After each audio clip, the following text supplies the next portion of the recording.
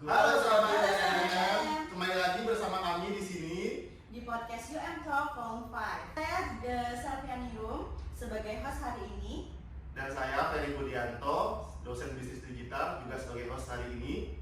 Saya Aulia, dosen farmasi selaku host hari ini.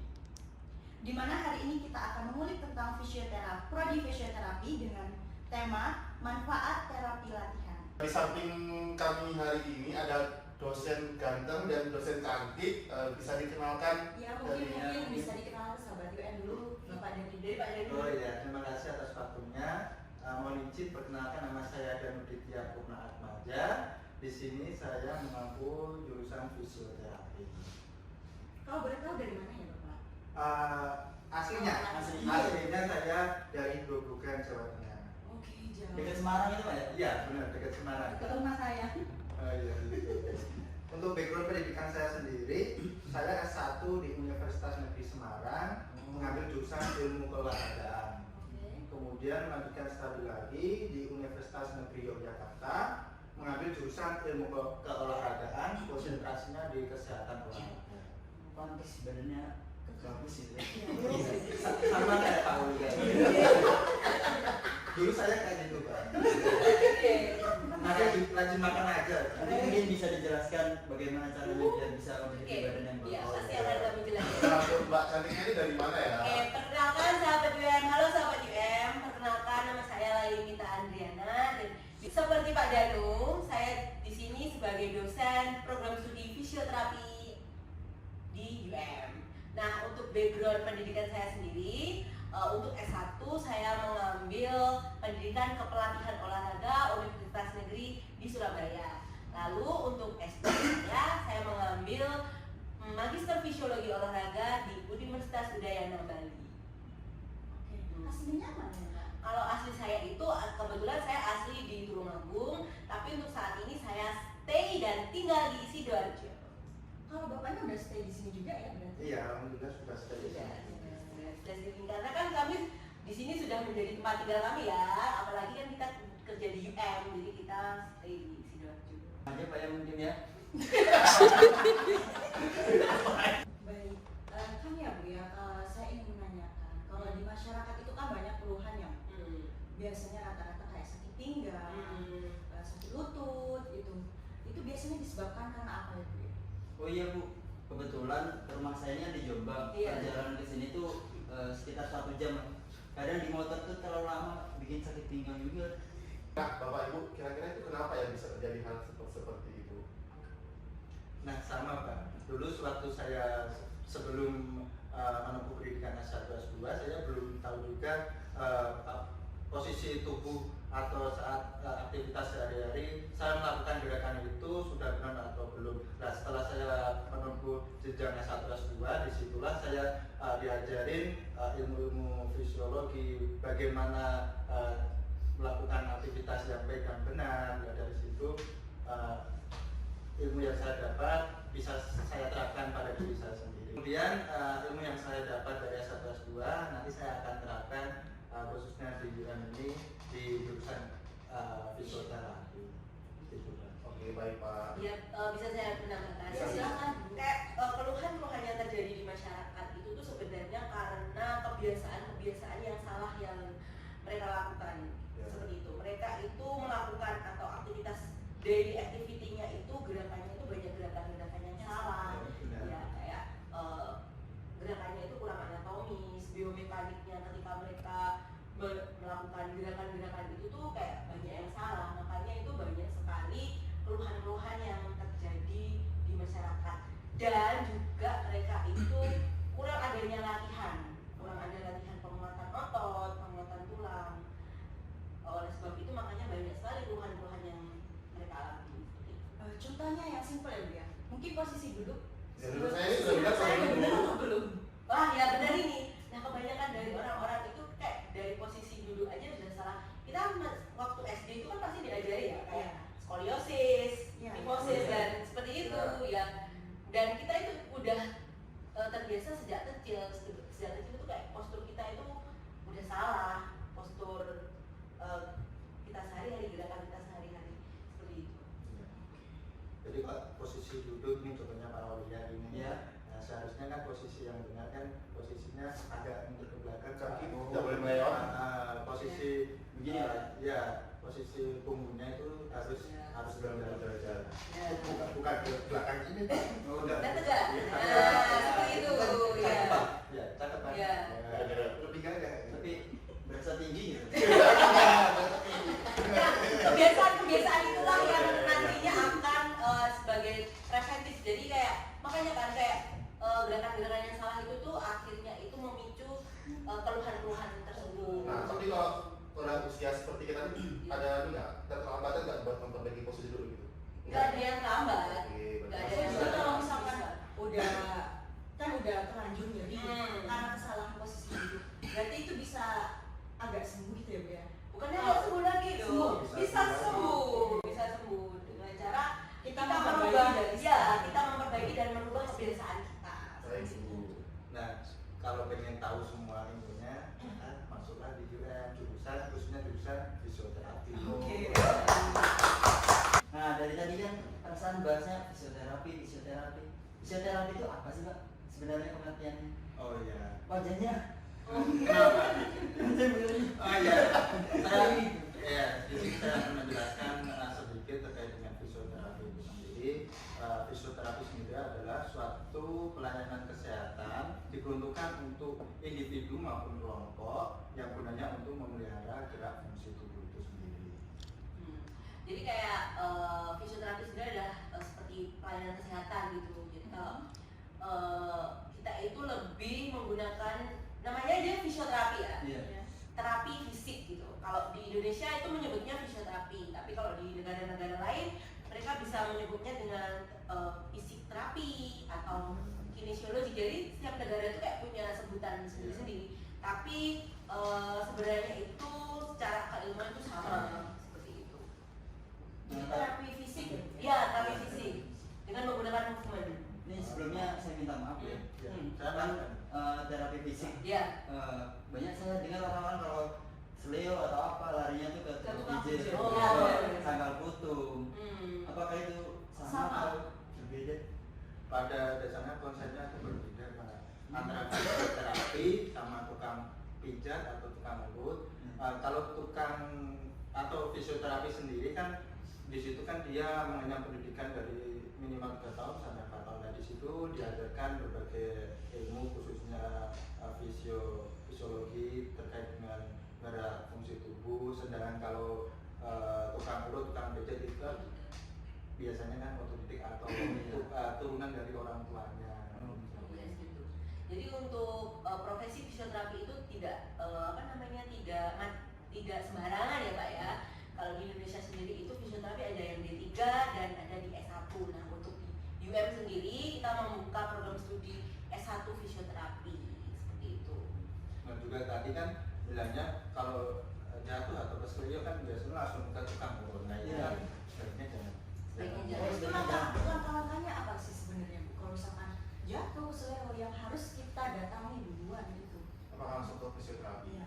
Atau Kalau tiba-tiba di jalan kita ada insiden yang Ya, kalau untuk langkah yang harus dilakukan untuk langkah dininya seharusnya dengan metode rest ya. Ya, rest. Yang pertama rest itu rest istirahat, Rest. istirahatkan, kemudian ice itu dikompres dengan ice, kemudian Es, Pak, ya? iya, Oh iya. compression, itu langsung es atau dibalut dengan iya, kain? iya boleh dibalut dengan kain.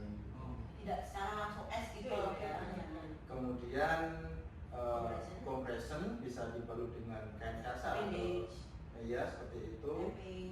Gunanya untuk meminimalisir gerakan-gerakan seperti itu. Kemudian elevation sendiri meninggikan luka tersebut guna untuk mengurangi inflamasi pada luka tersebut. Oh berarti seumpama di kaki ini nanti ditinggikan gini. Iya. Oke, saya juga bisa menambahkan bahwasanya ketika bapak atau ibunya itu sedang mengalami cedera, gitu, dilihat dari derajat keparahannya gitu. Yang pertama misal kalau derajat keparahannya itu ringan, misalkan cuma keceplok doang gitu kan. Iya, Jadi keceplok ya, iya. bahasa Jawanya keceplok atau keseleo itu biasanya kayak nggak langsung bengkak gitu ya. Jadi bisa pakai meminimalisir kejadian bengkak dan meminimalisir keparahan ya cedera. Tapi kalau semuanya cederanya itu lebih parah, misalnya kayak kan ada yang fraktur itu patah tulang. Nah kalau patah tulang itu jangan langsung ke fisioterapi ibu. Harus dokter dulu. Iya harus ke dokter dulu, karena kalau kejadian fraktur atau apa itu kan perlu kayak ronsen. Ya, jadi kan kita fisioterapi itu kan cara pengobatannya itu kan menggunakan gerak ya. Terus kita kan juga nggak tahu lukanya itu seberapa parah atau seberapa apa, kan kita nggak tahu. Jadi kita itu harus sebagai orang itu dianjurkan ke dokter dulu, tenaga kesehatan. Setelah itu dokter baru menganjurkan ke fisioterapi seperti itu. Jadi urutannya seperti itu. Kalau tadi membahas dokter, berarti fisioterapinya nanti peluang kerjanya di rumah sakit begitu ya? Iya bisa di rumah sakit. Jadi fisioterapi itu, jadi perbedaan fisioterapi dengan dokter, kalau dokter itu lebih ke rehabilitas medik gitu. Jadi kayak mereka mengobati ketika penanganannya itu di dokter. Nah ketika pemulihan ke fisioterapi. Iya. Jadi kayak tugasnya fisioterapi adalah mengembalikan kondisi pasien ke kondisi yang normal atau lebih meningkatkannya lagi seperti itu. Jadi memulihkannya ke kondisi normal sesuai dengan anatomis tubuh, sesuai dengan biomekanik tubuh, atau bisa juga kita itu meningkatkan derajat kesehatan itu seperti itu. Bahasa mudahnya itu meningkatkan atau mengembalikan gerak fungsi tubuh itu. Sesuai dengan gerakan anatomis ya pastinya. Jadi kan kalau gerakan anatomis berjalan gimana sih? Mungkin kalau jalannya pincang, Ya, pincang. nah betul sekali. Nah itu tugasnya fisioterapi itu seperti itu. Oke. Saya pernah baca di Google itu, Bu, Ya. fisioterapi ini termasuk cabang dari ilmu kedokteran. Ya itu tadi kan sudah saya jelaskan seperti itu. Ya, tadi nggak dengar. Ya, karena ya benar sekali karena Turunan dari itu. iya karena di fisioterapi sendiri untuk mahasiswanya itu nanti akan mempelajari keterampilan praktek ya. 80% kita akan praktekkan. Tapi selain itu kita juga akan dibekali kayak ilmu biomekanik, terus fisiologi, anatomi. Jadi harus hafal otot-otot, tulang-tulang, saraf seperti itu. Asik kok tadi Mas bacanya. asik ya, sambil jalan masih bisa. Kan dari tadi kita sudah mendengarkan tentang manfaat latihan tersebut. Iya. Itu kalau misalkan efek samping ada nggak ya? Efek samping Iya dari latihan. ya pasti ya. Apa namanya? Jadi itu untuk mendapatkan efek, maksudnya gimana? Efek samping? Jadi banyak tuh di YouTube Iya. atau ketak abal-abal tahu nggak? Oh iya tahu. Menurut Bapak Ibu bahaya nggak ketak abal-abal itu kalau dilakukan secara sering, misalnya seminggu sekali atau 2 minggu sekali seperti apa? Jadi pada dasarnya itu tuh cabangnya fisioterapi itu tuh kayak banyak ya. Jadi kayak ada terapi manual. Terapi manual itu tuh bisa menggunakan orang lain. Nah terapi manual kebetulan di sini tuh yang expertnya itu Pak Danu gitu. Terus terapi latihan itu tuh pada dasarnya itu self healing. Jadi self healing itu si pasiennya itu tuh melakukannya dengan diri sendiri. Kalau terapi manual tuh lebih ke kertek-kertek itu tadi, terus massage itu terapi manual. Terus yang selanjutnya juga elektroterapi. Ya, kalau untuk khususnya ketika abal-abal itu yang bisa melakukan cuma dokter aja, dokter yang mengandung spesialis itu chiropraktik namanya. Namanya chiropraktik ya, bukan kertek-kertek gitu. Kan pasti orang tahunya ketak-ketak. Iya. Kalau fisioterapi Nggak bisa. nggak bisa. Oke, siap. Itu ranahnya Iya. dokter. Tapi pada dasarnya fisioterapi itu tidak hanya menangani cedera otot dan tulang saja. Dia kayak muskuloskeletal ya, tulang dan otot, terus kardiovaskuler, pernafasan juga fisioterapi ya, pernafasan, Contohnya jantung, misal asma. Ya, ini Bapak ini Iya, Ya kan sama kan sama. Iya, asma. Sudah sering kita dengar ya. Iya. Tapi kalau misalkan pernapasan itu gimana? Nah, misal ibunya atau bapaknya punya keluarga ya, punya keluhan asma, Suami juga ada itu bisa diobati dengan fisioterapi. Lalu jantung itu caranya nggak boleh disebutin di sini iya jangan, kalian harus kuliah di sini baru kami ajarkan seperti itu. Jadi orang yang punya penyakit jantung seperti itu, pernafasan, jantung, saraf, biasanya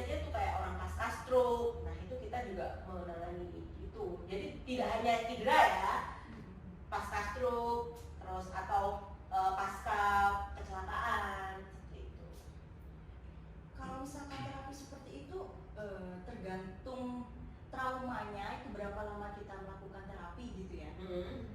Kalau misalkan terapi apa yang udah aja, misalkan keseleo gitu tuh butuh berapa lama Bu latihannya? Oh jadi kayak berapa lamanya itu ya? Jadi kalau keseleo itu ketika keseleo ya harusnya tidak boleh olahraga dulu Bu, tidak boleh aktivitas. Nggak harus olahraga, maksudnya jalan atau gimana gitu? Enggak. Harus istirahat berapa hari kah atau gimana? Coba Bapak. Oh ya, kalau kayak keseleo kan itu kan nanti kan seumpama kaki ini terbilir, itu kan mengalami inflamasi.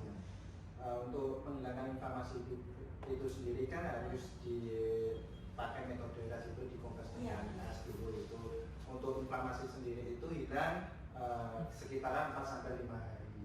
Baru dilakukan adjustment. Ya, soalnya saya pernah kan kayak keseleo. Jadi setelah keseleo memang ada penanganan. Tapi setelah itu kayak kita tuh takut mau jalan, karena takut semakin parah. Iya itu. Jadi harus 5 hari ya Pak ya, kurang lebih. Iya, kita juga melihat derajat keparahannya juga. Iya.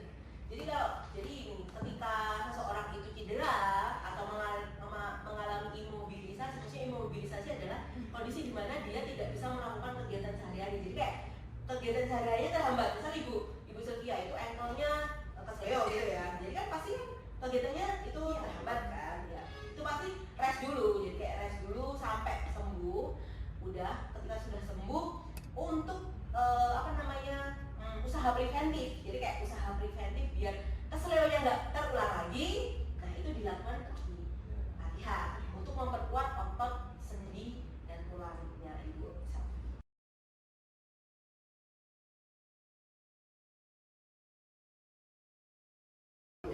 Nah Mbak, Bapak Ibu nih, misalnya nih saya ada cedera di kaki, terus saya tuh pengennya langsung ke fisioterapi aja, nggak mau ke dokter, itu boleh atau bagaimana? Ya sangat dianjurkan untuk pergi ke dokter dulu ya, karena kita juga nggak tahu derajat keparahannya itu seperti apa dan tindakannya untuk awal tindakan itu pasti harus ke dokter dulu. Karena kan apalagi kalau derajat keparahannya itu parah banget ya, maksudnya levelnya itu tinggi, kan itu kan prosesnya harus dari kita harus rongsen dulu, karena kita kan nggak tahu kan yang cedera itu kan di dalam tubuh kan, memang kita cenayang atau dukun gitu kan nggak tahu ya ini mana yang masalah ya, jadi kayak harus rongsen dulu dan sebagainya. Lalu Jadi intinya jangan ujuk-ujuk langsung ke iya, Baik, kita siap. melakukan pengobatan dulu ke dokter, setelah sama dokter dikasih obat, terus akhirnya nanti dikasih rujukan sama dokter ya, didiagnosa oleh dokter, lalu dokter akan memberikan rujukan ke fisioterapi seperti jika diperlukan. ya. Sangat diperlukan sih sebenarnya. Sebenarnya itu untuk ke fisioterapi sendiri itu tuh juga keputusan dari si pasiennya sendiri kan. Ya, misal kalau dia nggak ingin keulang lagi, misal ia ingin menyempurnakan gerakan badannya ya ke fisioterapi, tapi ya sangat dianjurkan ke fisioterapi supaya gerakannya itu menyempurnakan gerakannya sesuai dengan ilmu biomekanik dan gerakannya itu anatomis. Soalnya kalau saya lihat di masyarakat itu kan pasca kecelakaan misalnya, pasca kecelakaan memang ditangani oleh tenaga kesehatan yaitu dokter. Iya. Tapi setelah itu memang mereka tidak melanjutkan kembali ke fisioterapi. Jadi misalnya tangan patah atau apa, jadi tetap kayak Iya, nah, itu ya. Nah itu tugas fisioterapi untuk menyempurnakan gerakannya seperti sebelum dia mengalami kecelakaan itu. Jadi fungsinya tadi untuk merehabilitasi, kemudian mengembalikan gerak fungsi tubuh secara normal kembali. Berarti fisioterapi ini sangat penting Mbak ya dalam dunia kesehatan ya? Ya sangat penting. Kalau nggak fisioterapi nanti kan melakukan aktivitas sehari-hari kan juga mengalami kesulitan. Oh, Iya, namanya kan imobilisasi. Imobilisasi tadi ya? Iya, karena kan seperti yang dari awal, ketika kita melakukan gerakannya salah, itu pasti kita akan mengalami keluhan-keluhan seperti itu Pak. Biasanya juga kalau ada nyeri sakit pinggang nih, bertahun-tahun nih, ada juga yang pasien itu langsung ke dokter khusus saraf gitu ya. Padahal seperti itu nanti bisa dikonsultasikan di fisioterapi juga. Kalau di dokter saraf nanti kan dikasih obat, kalau enggak endingnya dioperasi gitu. Kalau nanti di fisioterapi kita bisa melakukan rehabilitasi dengan menggunakan modalitas alat atau manual tanpa melakukan operasi. Iya, jadi seperti ini kan ketika Anda mengalami keluhan terus Anda ke dokter kan diobati dengan dokter sembuh seketika, tapi dalam kegiatan sehari-hari bapaknya ini masih melakukan aktivitas-aktivitas tersebut, maksudnya kayak aktivitas-aktivitas yang memicu cedera tersebut. Nah, fungsinya fisioterapi ini sendiri itu tuh membenarkan gerakan yang salah gitu. Jadi nanti harapannya nanti itu tidak terjadi cedera itu lagi. Kan percuma ya udah obat tapi sembuh tapi terulang lagi seperti itu. Jadi sangat penting ya fisioterapi di dalam. Sangat penting. Tadi kan sempat dibahas tentang biomekanik. Biomekanik itu apa sih sebenarnya? Sebenarnya biomekanik itu adalah cabang ilmu mekanik. Jadi kayak biomekanik manusia ya. Jadi kayak manusia itu memiliki mekanika atau gerakan yang benar. Jadi biomekanik itu mempelajari gerakan-gerakan yang benar. Jadi kayak tiap manusia itu memiliki gerakan, bukan setiap manusia sih, semua manusia. Semua manusia atau setiap orang itu harus jika ingin cedera itu harus sesuai dengan biomekanik agar gerakannya itu efektif dan efisien dan terhindar dari cedera. Itu namanya biomekanik. Ngomong soal cedera tadi Bu, kan tadi kan Pak Danu jelasin kesleo, inflamasi. Inflamasi itu kalau di dunia farmasi saya ingin menyamakan persepsi nih, apakah sama gitu pengertiannya. Di dunia farmasi kan inflamasi itu kayak pembengkakan. Ya sama. Iya sama, lebih ke peradangan lah istilahnya. Peradangan. Bahasa umumnya peradangan. Iya. Nah, ciri-cirinya peradangan itu mengalami pembengkakan, rubor gitu tadi, panas, mengalami nyeri itu salah satu ciri dari inflamasi. Kalau di fisioterapi sendiri inflamasi itu diakibatkan dari cedera, gitu tadi cedera terus akhirnya ototnya mengalami perobekan seperti itu. Akhirnya bengkak gitu ya. Ya. Oke, kalau tadi kita sempat membahas ya tentang skoliosis. Sebenarnya skoliosis itu bisa diperbaiki atau bisa sembuh. Nah, skoliosis setahu saya itu vertebrenya tuh S gitu. Iya. Itu bisa sembuh dengan fisioterapi atau tidak? Bisa ya, Pak? Iya, sangat bisa. Sangat bisa. Oke, kalau latihan yang gampang untuk dilakukan di rumah, Skoliosis. satu gerakan aja. Kalau skoliosis itu kan Kebiasaan ya, Pak ya? kebiasaan. Iya. Dia biasanya kebiasaan gini. Nah, Kadang ada yang naik motor gitu. Itu mau ya? Bukan. Mau. Saya tahu. Benar tahu. Buat motor dari Jombang ke sini. Saya banyak kan di jalan itu banyak orang tiba-tiba orang naik motor. Nah, saya kan sering ketika ini kok belok gini badannya ada. Baik, beliau ini mengamati sekali ya. Untuk naik motor itu posisi yang betul itu bagaimana? Ya, pada dasarnya kayak skoliosis, kifosis dan teman-temannya itu disebabkan karena kebiasaan kita yang salah. Ya, kayak kebiasaan kita yang salah akhirnya membuat seperti itu. Jadi untuk mengobatinya sebenarnya bukan gak ada latihan khusus sih Bu. Sebenarnya itu ya kebiasaan kita tadi, kita membenarkan, memperbaiki kebiasaan kita. Pasti ya susah, pasti ya kayak udah kebiasaan begini, pasti ya begini terus kan ya. Ya kita harus terbiasa untuk. nah itu tadi juga kalau kayak kasus skoliosis gimana bisa diterapkan di rumah. Kalau kayak skoliosis kalau bisa datang ke fisioterapi, soalnya kan nanti bisa dipantau nih derajat kesembuhannya seperti apa. Kalau melakukan gerakan sendiri nggak dipantau, Iya, tahu ya. kita nggak tahu. Gerakan yang benar gitu. Perkembangan. Ya, gerakan yang benar juga nggak tahu kan kita. Berarti berobat ke fisioterapi bisa tanpa dokter juga Pak ya? Iya, iya. Tergantung dari jenis permasalahannya kita. Bisa seperti Nah, itu. makanya nih, boleh jelasin nggak skoliosis itu apa sih sebenarnya? Skoliosis itu adalah berubahnya atau postur tubuh ya. Sebenarnya ada banyak, ada skoliosis, ada kifosis. Jadi itu tuh disebabkan karena kesalahan dalam bukan penempatan sih, kayak salah posisi spine. Jadi kayak ini spine di tulang kita ini. Kayak tulang belakang kita ketika kita kita tidak menggunakan sikap sempurna atau body alignment yang salah gitu. Untuk body alignment yang benar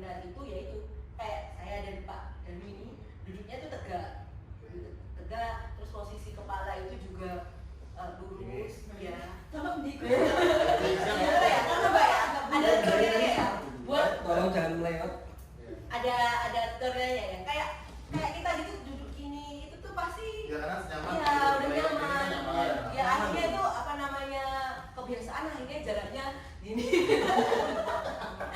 Kan ada kan orangnya. Jadi kayak mulai dari sekarang itu biasakan posisi atau yang sempurna atau body alignment, namanya itu body alignment. Jadi kayak body alignment adalah posisi sempurna tubuh secara anatomis ya. Bisa kalian lihat kayak di buku-buku anatomi, pasti pernah buka buku anatomi kan? Udah saya nggak pernah. Maaf ya Bu ya, Bapak ada bisnis digital. Oh iya. Iya. Jadi kayak misal siapa Pak Aulia. Pak Aulia kan pasti IPA ya dulu namanya. Ya. Itu kan pasti buka buku anatomi itu atau buku biologi itu kan kayak ditampilkan anatomi tubuh bagian samping atau depan. Itu pasti kan kayak secara anatomis tubuh itu kan pasti tegak kan. Iya. Ya seperti itu. Seharusnya senormalnya orang manusia itu seperti itu. Jadi kalau sikap sempurna misalnya kayak duduk seperti ini. Ya. Perut dikunci, oke? Perut dikunci, dada dibusungkan, terus ini bahunya ditarik ke belakang. Di belakang terus diturunkan di press, oke? Dan diangkat ya. Udah tahan ini selama 15 menit. Apa namanya ini? Apa? Jarinya lurus ke depan. Iya. Ya memang capek. Tapi kalau sudah menjadi terbiasa, ya nggak capek. Semua bisa karena terbiasa. Semua akan cedera karena terbiasa melakukan aktivitas atau postur-postur tubuh yang salah seperti itu. Kayak gitu. Baik kalau begitu ya, kita tadi kan sudah berbicara atau berbincang tentang apa-apa saja gerakan yang harus kita hindari untuk meminimalisir cedera ya. Betul. Jadi kita sudah mengadakan itu ya, akan mengadakan gerakan-gerakan. Ya, Bapak dan Ibu akan mengadakan gerakan-gerakan ya. Ya, jadi kami, saya Pak Danu dan ini dan dibantu oleh rekan saya sudah Dengan Bapak Aulia. ya, dengan Bapak Aulia sudah memberikan contoh gerakan yang ya. harus dilakukan. Bukan yang harus sih, itu kan gerakan sehari-hari ya. Jadi kayak Gerakan yang benar sesuai dengan gerakan yang biomekanik. benar, gerakan sehari-hari yang benar sesuai dengan biomekanik agar masyarakat terhindar dari cedera. Oke, video bisa dilihat.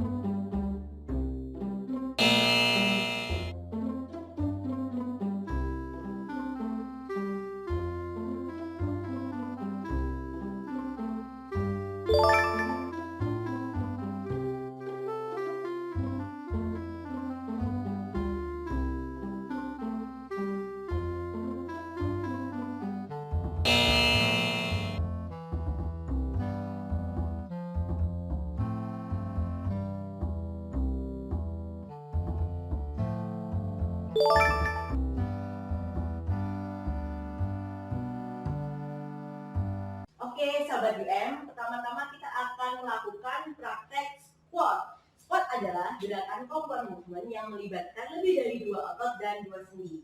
Oke, mari kita praktekkan. Untuk pertama-tama, berdiri. Buka kaki selebar bahu. Chest up atau kembangkan dada Anda, busungkan dada Anda, lalu putar shoulder Anda atau bahu Anda ke belakang. Gerakannya adalah gerakan turun dan gerakan naik. Ketika turun, breathe in atau ambil nafas lewat hidung, lalu gerakan up atau naik, breathe out, atau gerakan menghembuskan nafas tapi lewat mulut. Oke, kita lakukan. 1, 2, go. Breathe in, oke, breathe out, hook. Lagi, breathe in, oke, breathe out. Oke, sekali lagi, breathe in, breathe out.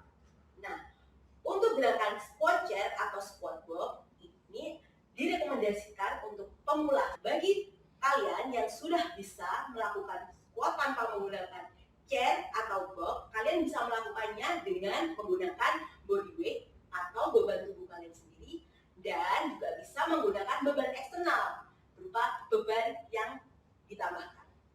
Bagi kalian sahabat UM yang sudah bisa melakukan teknik squat yang benar, kalian dianjurkan untuk menggunakan body weight atau beban dari tubuh kalian sendiri. Jadi sudah tidak menggunakan bantuan dari chair atau box. Oke, mari kita lakukan.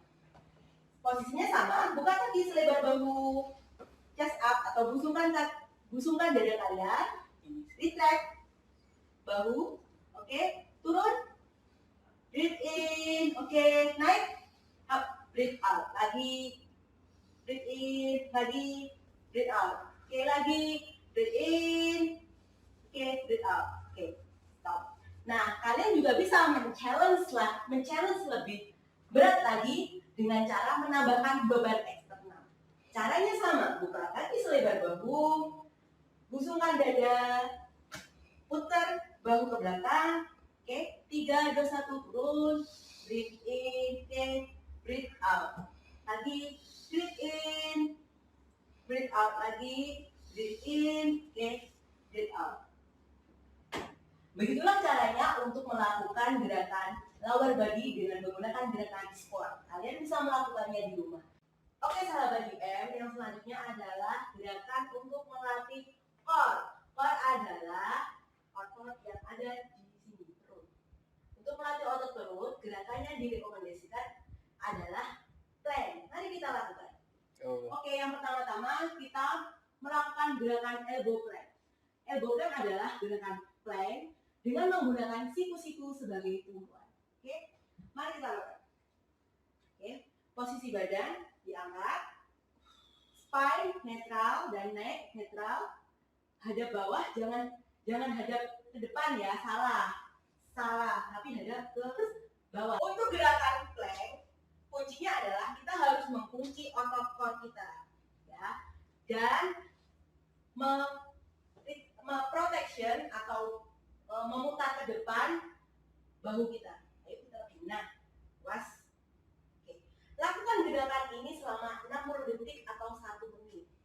Kalian juga bisa melakukannya sesuai dengan kemampuan kalian. Kalau kalian kuat 2 menit, ya lakukan 2 menit, 5 menit. Silahkan sesuai dengan kemampuan kalian. Nah, itu tadi adalah gerakan elbow plank. Selain elbow plank, kalian juga bisa melakukannya dengan full plank. Gimana gerakannya? Mari kita praktekkan. Setupnya, badan diangkat semua. Kalau tadi kan elbow plank, yang menjadi tumpuan adalah siku kalian. Untuk full plank, yang menjadi tumpuan adalah tangan kalian. Untuk elbow plank itu lebih fokus ke core atau otot yang ada di sebelah sini. Yang otot core itu abs dan sebagainya yang ada di sini. Untuk full plank itu kalian juga dapat melatih arms kalian atau tangan kalian juga. Setupnya hampir sama seperti elbow plank. Spine netral, neck lurus, pandangan ke bawah. Kalian dapat melakukan ini di rumah dengan durasi 30 detik, 60 detik, 1 menit dan sesuai dengan kemampuan kalian. Selamat mencoba. Nah, itulah tadi gerakan yang dapat melatih otot core, yaitu dengan gerakan plank. Kalian bisa melakukannya di rumah. Selamat mencoba. Oke, selanjutnya adalah gerakan untuk memperkuat upper body atau tubuh bagian atas, yaitu dengan cara melakukan push up. Nah, gerakan push up ini berfungsi untuk memperkuat otot dada, otot bahu, perut, dan otot tricep. Oke, mari kita lakukan. Untuk pemula, kalian bisa melakukannya dengan menggunakan media tembok atau wall push up. Mari kita lakukan. Yang pertama-tama kita tentukan setupnya dulu. Kaki dibuka selebar bahu, tangan diletakkan di tembok, dibuka selebar bahu. Oke. Dada dibusungkan, bahu diputar ke belakang. Oke. Ketika kalian contraction, kalian ambil nafas lewat hidung. Ketika kalian extension, dikeluarkan lewat mulut. Oke, 3, 2, 1. Contraction, oke, extension. Contraction, extension. Nah, gerakan ini berfungsi untuk melatih otot dada, otot bahu, dan otot tricep. Nah, ketika kalian sudah terbiasa dengan gerakan wall push up, kalian bisa men-challenge diri kalian untuk melakukan push up. Nah, yang pertama-tama kalian juga harus belajar dulu. Bisa dilakukan dengan menggunakan knee push up. Mari kita praktekkan. Tubuh terbuka. Oke. Oke, dari bawah. Oke. Kaki agak ditekuk. Nah. Lalu tangan ditaruh di samping bahu. Tangan ini siku-siku ya bentuknya. Oke, 3, 2, 1, up. Oke, buang nafas. Ambil nafas, sekali lagi buang nafas. Nah, ketika badan turun, jangan sampai menyentuh lantai. Nah, ambil nafas, buang nafas lagi. Ambil nafas, sekali lagi buang nafas. Lagi ambil nafas. Oke, buang nafas. Oke. Nah, itu tadi untuk gerakan knee push up. Kalian juga bisa men-challenge diri kalian dengan menggunakan full push up. Full push up sendiri bebannya itu lebih berat daripada wall push up dan knee push up. Mari kita praktekkan. Oke, untuk full push up, badan setupnya badan dibuang dulu, tangan diletakkan di samping dada. Oke. Siku-siku ya. Untuk tampilan tangannya ini bersudut 45 derajat dari tubuh kalian. Nah, untuk posisi lehernya ini harus netral. Spine harus netral. Untuk gerakan push up ini melatih otot tricep, otot chest atau otot dada, dan otot bahu. Di sini juga kalian dapat melatih otot perut kalian. Oke, mari kita lakukan. 3, 2, 1, go. Push, hook, turun, breathe in, lagi, breathe out, breathe in, breathe out lagi, breathe in, oke, breathe out. Nah, itu tadi gerakan untuk melatih upper body kalian, yaitu dengan cara melakukan push up. Kalian dapat melakukannya di rumah. Selamat mencoba. Oke, sahabat UM, pertama-tama kita akan melakukan praktek squat. Squat adalah gerakan compound movement yang melibatkan lebih dari 2 otot dan 2 sendi. Oke, mari kita praktekkan. Untuk pertama-tama, berdiri. Buka kaki selebar bahu. Chest up atau kembangkan dada Anda, busungkan dada Anda, lalu putar shoulder Anda atau bahu Anda ke belakang. Gerakannya adalah gerakan turun dan gerakan naik.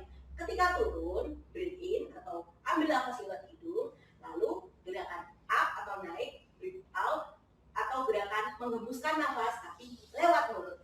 Oke, kita lakukan. 1, 2, go.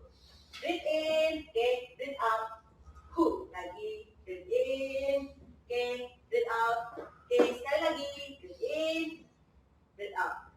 Nah, untuk gerakan squat chair atau squat box ini direkomendasikan untuk pemula. Bagi kalian yang sudah bisa melakukan squat tanpa menggunakan chair atau box, kalian bisa melakukannya dengan menggunakan body weight atau beban tubuh kalian sendiri, dan juga bisa menggunakan beban eksternal berupa beban yang ditambahkan. Bagi kalian sahabat UM yang sudah bisa melakukan teknik squat yang benar, kalian dianjurkan untuk menggunakan body weight atau beban dari tubuh kalian sendiri. Jadi sudah tidak menggunakan bantuan dari chair atau box. Oke, mari kita lakukan.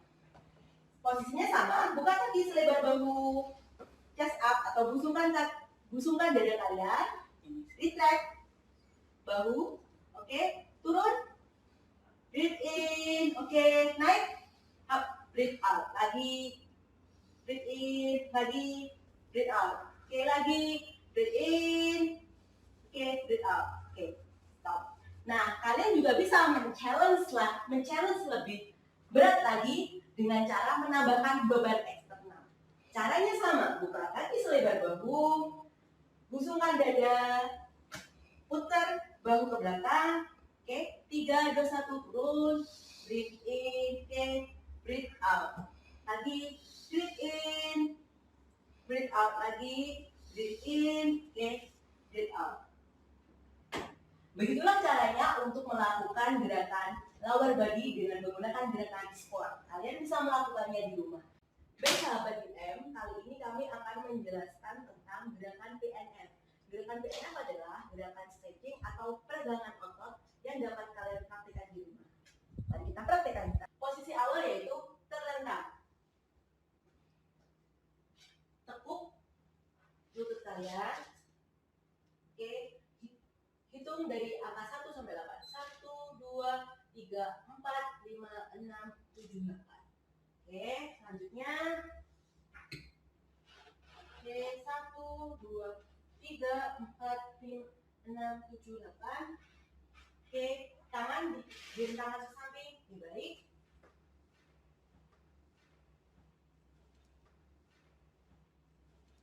Tuh, 2, 3, 4, 5, 6, 7, oke, 8. Oke. Samping. 2, 3, 4, 5, 6, 7, 8. Diluruskan. 2, 3, 4, 5, 7, 8. Oke, awas. Oke, 2, 3, 4, 8. Oke. Dah. Oke, lay down, tengkurap. Oke. 2, 3, 4, 6, 7, 8. Oke. Leg abduction. 2, 3, 6, 7, 8. Oke, lagi. 2, 3, 4, 6, 7, 8. Oke, pas. Oke, ambil nafas ya sekarang. Tarik. 3, 2, 1, ambil nafas. Oke, buang nafas lagi. Ambil nafas. Oke, sekali lagi. Ambil nafas. Oke, good. Cobra pose. Oke, child pose. Child pose. Oke, masukkan tangan ke kanan. Yes. Oke, lagi ke kiri. Selesai. Oke, sahabat UM, itulah tadi gerakan stretching atau gerakan peregangan otot yang dapat kalian coba di rumah. Selamat mencoba. Nah, itu tadi beberapa contoh gerakan sehari-hari yang sesuai dengan biomekanik. Supaya kalian semua sahabat UM tentunya terhindar dari kondisi cedera yang dapat mengganggu aktivitas sehari-hari. Tapi juga tidak bisa dihindari juga atau tidak bisa dipungkiri juga, kita juga harus melatih tubuh kita, Bu Selvi, supaya terjadi peningkatan derajat kesehatan juga, supaya kita juga terhindar dari cedera. Karena pada dasarnya ketika kita udah sesuai sama ilmu biomekanik, kita juga gak luput dari cedera seperti itu. Jadi kalau untuk meminimalisir atau suatu upaya preventif, kita juga harus meningkatkan derajat kesehatan kita itu dengan cara kita berolahraga, yaitu terapi latihan itu sendiri. Ya, yang sudah kami buat, saya dan Pak Danu sudah membuat videonya dan bisa ditonton. Iya. Oke, baik. Sangat menarik sekali ya gerakan-gerakan yang sudah diperagakan oleh Bapak dan Ibu dosen ini. Iya. Mungkin ke selanjutnya ya, pertanyaan selanjutnya saya ingin saya tahu, kalau misalkan nanti calon-calon mahasiswa nih yang mau mendaftar ke UM, khususnya di prodi fisioterapi, itu nanti peluang kerja yang akan didapatkan oleh calon mahasiswa ini apa ya Bapak? Oh iya, untuk khususnya peluang kerja di jurusan fisioterapi sendiri, kebetulan kan jurusan ini kan sangat langka dan kebutuhan di masyarakat kan sangat tinggi nih. Nah, nanti peluang kerjanya sendiri bisa masuk ke rumah sakit, rumah sakit, kemudian ke dinas kesehatan, kemudian bisa menjadi praktisi, itu bisa juga membuka klinik sendiri seperti itu. Biasanya juga bisa masuk ke klub-klub olahraga seperti itu dan bisa keliling dunia. Untuk pendapatannya juga menarik loh. Keliling dunia dengan cara iya, ikut ke klub-klub olahraga. Jadi kan bisa keliling dunia. Misalnya bisa dilihat itu misalnya pertandingan sepak bola. Biasanya di fisioterapi itu di medis. Ya, kayak menangani cedera atau apa seperti itu. Tapi juga kita juga bisa berdiri sendiri dan buka klinik atau home visit juga bisa. Nah, kalau untuk calon mahasiswa UM yang masuk fisioterapi di sini, nanti fasilitas apa sih yang didapatkan dari calon mahasiswa itu ketika mereka lulus? Fasilitas. Nah, pasti fasilitas di UM sendiri itu tuh lengkap ya, gedung yang bagus, gedungnya ada 7 lantai ya. Terus habis itu ruangan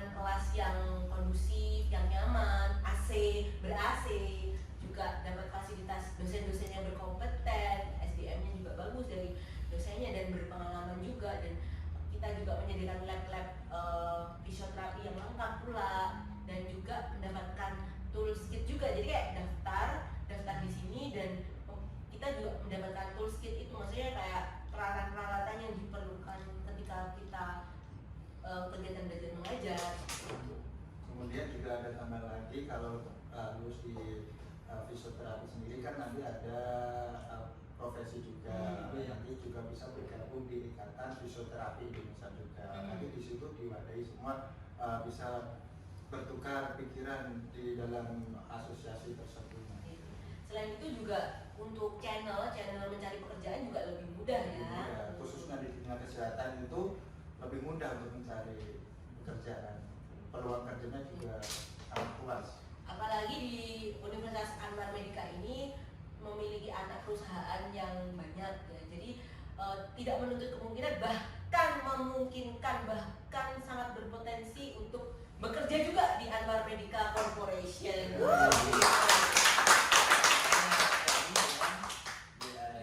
Banyak beasiswa nanti, baik pemerintah maupun beasiswa dari yayasan. Oke, calon mahasiswa fisioterapi kita tunggu kedatangannya. Yang nggak bisa masuk ke dokteran, masuk ke fisioterapi. Baik, karena kita sudah berada di ujung acara, saya mengucapkan terima kasih kepada Bapak Ibu. Mungkin ada satu lagi ya, mungkin bisa menyampaikan satu quotes untuk sahabat UM. Mungkin dari Bapak dan Ibu bisa berdua atau gantian satu ke satu. Ya, dibagikan oleh Pak Danu. Diwakilkan? Ya, dibagikan oleh Pak Danu. Baik, silakan Bapak. Quote kita itu mensana in corpore sano. Di dalam tubuh yang sehat, hasil belajar fisioterapi di UM. Spirit and Humanity.